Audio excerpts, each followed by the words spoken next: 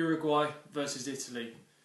Two countries are now battling out for second place, and who would have thought that at the beginning of this tournament? Uruguay had their bad game against Costa Rica, but then made up for it against England with the return of Luis Suarez with two crucial goals for them. In regards to Italy, unfortunately for England, they had their best performance in their first game, and against Costa Rica they were really poor.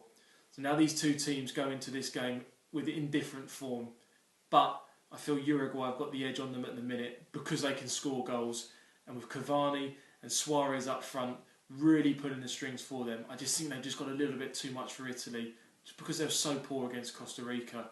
So I think Uruguay are going to go through with this win. Costa Rica versus England. Now where do I start with this one? England knocked out of the World Cup after only 2 games.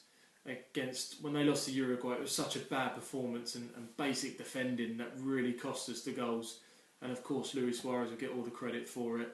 But give Roy Hodgson credit to go with the youngsters, but this is still a learning progress for a lot of them, and maybe look to the Euros that we may do something within that. Costa Rica, well, the surprise of the group. No one would have ever expected them to get 2 wins out of 2 against quality teams. But England, I've given England the 2 wins so far, but I still think England will have enough to beat Costa Rica because I think they will make a few changes knowing that they've already qualified. So I'm going to stick my head on the line again and go for a 2-0 England win. Greece versus the Ivory Coast.